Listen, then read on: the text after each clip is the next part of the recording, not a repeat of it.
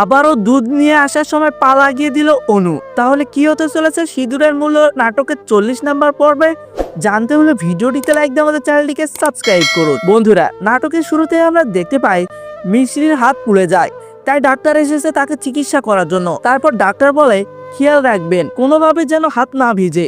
তারপর ডাক্তার চলে যায় আর অর্জুনের মা মিষ্টিকে খাইয়ে দেয়। আর এইদিকে অর্জুনের ফুপি বড় দাদির হাতে গালে থাপ্পড় খাওয়ার পর থেকে কান্না করতে থাকে। আর তখনই সেখানে অনু চলে আসে।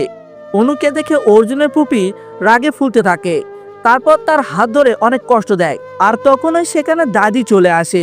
তখন অনু দৌড়ে অর্জুনের দাদির কাছে যায় আর অর্জুনের ফুপির নামে অভিযোগ করতে থাকে। এজন্য দাদি অর্জুনের ফুপির উপর রেগে যায়। অন্যদিকে মিষ্টি দাঁড়িয়ে অর্জুনের মাকে বলে, চলেন মা, অনুষ্ঠানের বাকি অংশ শেষ করে আসি। এই কথা শুনে সবাই মিষ্টির উপর রেগে যায়, কারণ ডাক্তার তাকে রেস্ট নিতে বলেছে।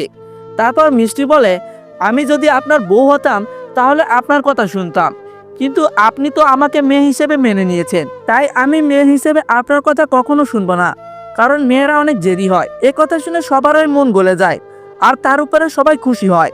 পরের সিনে আমরা দেখতে পাই এবার অন্য কেউ নয়, মিষ্টি নিজের দুধ নিয়ে আসে। এটা দেখে অনু, দাদি আর অর্জুনের ফুপি অবাক হয়ে যায় আর মনে মনে বলতে থাকে, এই মেয়ের সাথে এত কিছু হওয়ার পরেও সে নিজেই অনুষ্ঠানের জন্য আয়োজন করতেছে। মিষ্টি দুধ নিয়ে আসার সময় মিষ্টির পায়ে অনু পা লাগিয়ে দেয়, যাতে মিষ্টি পড়ে যায়। কিন্তু মিষ্টি অনেক চালাক হয়ে গিয়েছে, সে লাফ দিয়ে অনুর পায়ের উপর দিয়ে যায়। তারপর আবার বড় দাদি সেই দুধে আংটি ফেলে দেয় আর বলে, নাও তাড়াতাড়ি আংটি খুঁজে বের করো। আর বলে, আমি কিন্তু মিষ্টির পক্ষে। অর্জুনের মাও বলে, আমিও মিষ্টির পক্ষে। তারপর দুধের মধ্যে আংটি খোঁজা শুরু হয়ে যায়। এসব দেখে রাগে ফুলতে থাকে দাদি, অনু আর অর্জুনের ফুপি। আর এদিকে মিষ্টি আংটি খুঁজে পেয়েছে, যার জন্য বড় দাদি হাতে তালি দিচ্ছে আর অর্জুনও হাসতেছে। তারপর অর্জুন সেই আংটি মিষ্টির হাতে পরিয়ে দেয়। এটা দেখে রাগে ফুলতে থাকে অনু আর অর্জুনের দাদি। এভাবে চলতে থাকে সিঁদুরের মূল্য নাটকের 40 নম্বর পর্বটি। পরবর্তী পর্বের জন্য আমাদের চ্যানেলটিকে সাবস্ক্রাইব করে আমাদের সাথেই থাকুন।